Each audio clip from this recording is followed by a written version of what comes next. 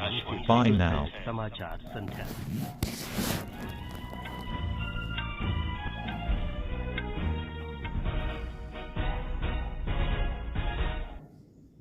प्रधानमंत्री नरेंद्र मोदी की संयुक्त अरब अमीरात की यात्रा के दौरान आज दोनों देशों के बीच बैंकिंग और शिक्षा क्षेत्र में 3 समझौतों पर हस्ताक्षर किए गए। 2 ऐतिहासिक समझौते स्थानीय मुद्राओं में लेन देन को बढ़ावा देने और भुगतान तथा संदेश प्रणाली को जोड़ने में सहयोग से संबद्ध। भारत अबू धाबी में भारतीय प्रौद्योगिकी संस्थान IIT परिसर की स्थापना करेगा। प्रधानमंत्री नरेंद्र मोदी ने इन समझौतों की सराहना की और इन्हें दोनों देशों के बीच सहयोग के लिए महत्वपूर्ण बताया। राष्ट्रीय परीक्षा एजेंसी ने संयुक्त विश्वविद्यालय प्रवेश परीक्षा CUET परिणाम घोषित किए। मौसम विभाग ने अगले 4 दिनों में उत्तराखंड, हिमाचल प्रदेश और उत्तर प्रदेश में अत्यधिक वर्षा का अनुमान व्यक्त किया। और विंबलडन टेनिस में महिला सिंगल्स का खिताब मार्केता वोंद्रुसोवा ने जीता।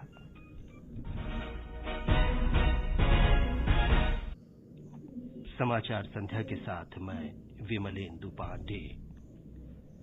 भारत और संयुक्त अरब अमीरात के बीच आज बैंकिंग और शिक्षा क्षेत्र में 3 महत्वपूर्ण समझौतों पर हस्ताक्षर किए गए। बैंकिंग क्षेत्र में स्थानीय मुद्रा के उपयोग से संबंधित 2 समझौते किए गए। इनका उद्देश्य स्थानीय मुद्राओं के उपयोग को बढ़ावा देना और भुगतान तथा संदेश प्रणालियों को आपस में जोड़ने की सुविधा उपलब्ध कराना है। शिक्षा क्षेत्र में हुए समझौते के अंतर्गत संयुक्त अरब अमीरात में IIT ये है सबसे स्ट्रॉन्ग वाटरप्रूफ टेप जिसके मदद से किसी भी तरह के क्रैक या फिर लीकेज को आप सील कर सकते हैं।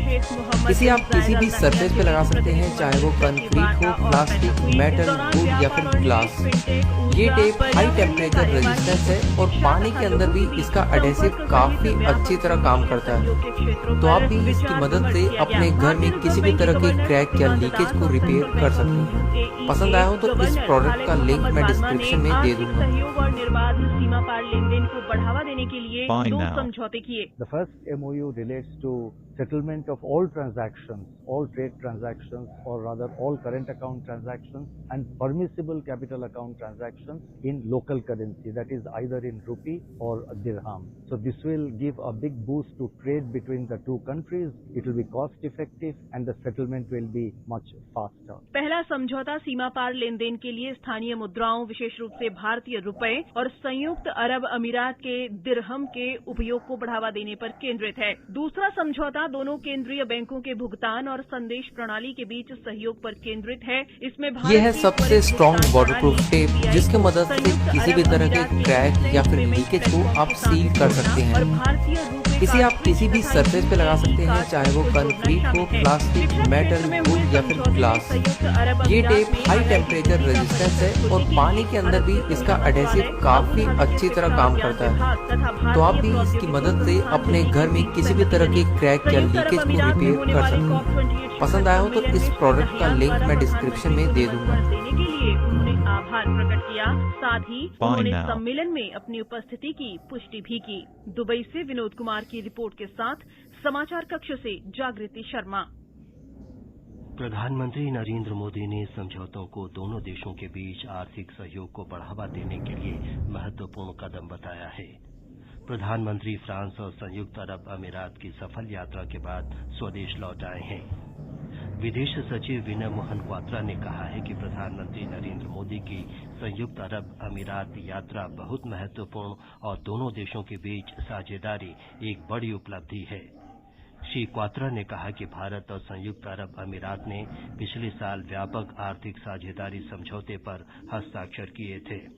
इस ऐतिहासिक समझौते से दोनों देशों के बीच व्यापार और आर्थिक साझेदारी में वृद्धि हुई है।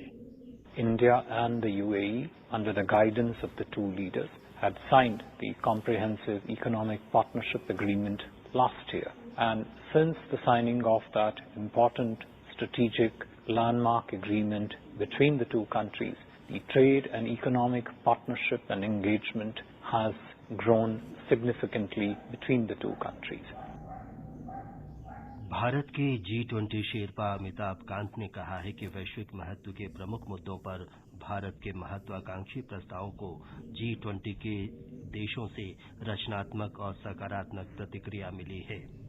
आज कर्नाटका के हम्पी में तीसरी G20 शेरपा बैठक के मौके पर उन्होंने कहा कि हम्पी में चल रहा विचार विमर्श एक बड़ी सफलता है।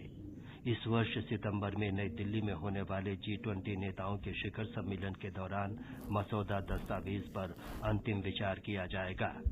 ये है सबसे स्ट्रॉन्ग वाटरप्रूफ टेप, जिसकी मदद से किसी भी तरह के क्रैक या फिर लीकेज को आप सील कर सकते हैं। इसे आप किसी भी सरफेस पे लगा सकते हैं, चाहे वो कंक्रीट हो, प्लास्टिक, मेटल, वुड या फिर ग्लास। ये टेप हाई टेम्परेचर रेजिस्टेंस है और पानी के अंदर भी इसका एडहेसिव काफी अच्छी तरह काम करता है। तो आप भी इसकी मदद से अपने घर में किसी भी तरह के क्रैक या लीकेज को रिपेयर कर सकते हैं। पसंद आया हो तो इस प्रोडक्ट का लिंक मैं डिस्क्रिप्शन में दे दूंगा। आज रेडियो पे बता रहे थे कि पहले और दूसरे बच्चे के बीच अंतर रखना कितना जरूरी है। माँ बाप हर 3 महीने में गर्भ निरोधक टीका लगवा ले। पर अंतर काहे रखना है? बच्चों के भविष्य के लिए। आगे जाके बच्चा कितना होनहार होगा ये पहले 2 साल में ही तय हो जाता है, क्योंकि बच्चे का 80% मानसिक विकास इसी समय में होता है। बताओ। सुन बब्बन, हिसाब कब करेगा तू? भाग कर रहा है। तो जरूरी है कि माँ बाप बच्चे के साथ खेलें, उन्हें कहानियाँ सुनाएं। दूसरा भी आ गया तो फिर दोनों का ध्यान कैसे रखेंगे, हैं? समझे? समझिए। इस उम्र समझ के क्या कर लोगे? अरे काकी, अब तो हम भी समझ गए। बच्चों के विकास और माँ की सेहत के लिए बच्चों में अंतर जरूरी है। तब तक हर 3 महीने में गर्भ निरोधक इंजेक्शन लगवाएं। बच्चों में अंतर बनाए उनकी लाइफ बेहतर। समाचार संध्या में आपका फिर स्वागत है। राष्ट्रीय परीक्षा एजेंसी NTA ने संयुक्त विश्वविद्यालय स्नातक प्रवेश परीक्षा CUET 2023 के परिणाम घोषित कर दिए हैं। विद्यार्थी अपना परिणाम आधिकारिक वेबसाइट cuet.samarth.ac.in पर देख सकते हैं। विश्वविद्यालय अनुदान आयोग के अध्यक्ष M जगदीश कुमार ने बताया कि अकाउंटेंसी, जीव विज्ञान, बिजनेस स्टडीज, अर्थशास्त्र, अंग्रेजी, इतिहास और राजनीति विज्ञान जैसे विषयों में 1000 से अधिक विद्यार्थियों ने 100% अंक प्राप्त किए। एजेंसी परीक्षा में भाग लेने वाले 250 विश्वविद्यालयों को प्रवेश परीक्षा के अंकों की सूची उपलब्ध कराएगी। मौसम विभाग ने कहा है कि उत्तराखंड, हिमाचल प्रदेश और उत्तर प्रदेश में अगले 4 दिनों के दौरान तेज वर्षा जारी रहने की संभावना है। मौसम विभाग ने उत्तराखंड के लिए 18 जुलाई और हिमाचल प्रदेश के लिए 17 जुलाई तक ऑरेंज अलर्ट जारी किया है। पंजाब, हरियाणा, दिल्ली, उत्तर प्रदेश और राजस्थान में अगले 4 दिनों के लिए येलो अलर्ट जारी किया गया है। मध्य और पूर्वी भारत में अगले 5 दिनों तक मानसून के सक्रिय रहेगा। पूर्वोत्तर भारत में वर्षा में धीरे धीरे कमी आएगी। पश्चिमी तट पर वर्षा में वृद्धि की संभावना है। इस बीच राष्ट्रीय राजधानी दिल्ली में आज शाम आंधी और बिजली के साथ तेज बारिश से कई स्थानों पर जलभराव के कारण यातायात पर असर पड़ा। केंद्रीय जल आयोग के अनुसार शाम 7 बजे यमुना नदी का जलस्तर 206.87 मीटर था। हालांकि यमुना नदी में जल स्तर लगातार घट रहा है, लेकिन अभी ये खतरे के निशान से ऊपर बह रही है। राजधानी के कुछ क्षेत्रों में जल भराव की स्थिति में सुधार होने के बाद सड़कों को यातायात के लिए खोल दिया गया है। पृथ्वी विज्ञान मंत्री किरेन रिजिजू ने कहा है कि मौसम में दिन प्रतिदिन होने वाले परिवर्तनों के मद्देनजर सटीक मौसम पूर्वानुमान आवश्यक है। वे आज पुणे में उष्णकटिबंधीय मौसम विज्ञान संस्थान IITIM का दौरा करने के बाद बोल रहे थे। ये समाचार हमारी वेबसाइट newsonair.com/hindi और हमारे mobile app news on AIR पर भी उपलब्ध हैं। नहीं यार, अब ये रैगिंग बिल्कुल बर्दाश्त नहीं हो रही है। कंप्लेन तो करनी पड़ेगी। तू पागल हो गई है क्या? सीनियर से पंगा लेगी तो तेरा और बुरा हाल करेंगे। नो यार, हेल्पलाइन नंबर है, I am sure they will help. Helpline number से कभी किसी को हेल्प नहीं मिलती। At least we should try. आपकी थोड़ी सी हिम्मत और एक कंप्लेन की वजह से आपको रैगिंग जैसी बीमारी से छुटकारा मिल सकता है। Use helpline, it helps. ये आकाशवाणी है। चेक गणराज्य की मार्केता वोंद्रोसोवा ने विंबलडन टेनिस टूर्नामेंट का महिला सिंगल्स खिताब जीत लिया है। फाइनल में गैर वरीय वोंद्रोसोवा ने छठी वरीयता प्राप्त ट्यूनीसिया की अनस जैबूर को 6-4, 6-4 से पराजित किया। कल पुरुष सिंगल्स के फाइनल में स्पेन के कार्लोस अल्काराज का सामना चेक गणराज्य के नोवाक जोकोविच से होगा। यूएस ओपन बैडमिंटन के पुरुष सिंगल्स सेमीफाइनल में आज भारत के लक्ष्य सेन का मुकाबला चीन के ली शीफेंग से होगा। दोनों खिलाड़ियों के बीच अब तक हुए मुकाबलों में लक्ष्य ने 5 जबकि फेंग ने 3 में जीत हासिल की है। जम्मू कश्मीर में वार्षिक अमरनाथ यात्रा दोनों मार्गों से सुचारू रूप से जारी है। 1 जुलाई से शुरू हुई यात्रा के दौरान अब तक 2 लाख से अधिक श्रद्धालुओं ने हिम शिवलिंग के दर्शन किए। देश के विभिन्न हिस्सों से आए 21,000 से अधिक तीर्थयात्रियों ने आज श्री अमरनाथ जी की पवित्र गुफा में भगवान शिव के दर्शन किए। इसके साथ ही 1 जुलाई को यात्रा आरंभ होने से अब तक दर्शन करने वाले श्रद्धालुओं की कुल संख्या 2,09,000 से अधिक हो गई है। श्री अमरनाथ जी की पवित्र गुफा में भगवान शिव के दर्शन करने के बाद तीर्थयात्रियों ने अमरनाथ श्राइन बोर्ड और केंद्र शासित प्रशासन द्वारा की गई व्यवस्थाओं पर संतोष व्यक्त किया है। इस बीच हर गुजरते दिन के साथ देश भर से आने वाले यात्रियों की संख्या गति पकड़ रही है और ये आशा की जा सकती है कि इस साल श्री अमरनाथ जी की तीर्थ यात्रा रिकॉर्ड संख्या पार करेगी। इस साल की 62 दिनों तक चलने वाली श्री अमरनाथ जी की यात्रा सुचारू रूप से चल रही है, जो 31 अगस्त श्रावण पूर्णिमा के शुभ अवसर पर संपन्न हो जाएगी। आकाशवाणी समाचार के लिए श्रीनगर से मैं सुनील कौल।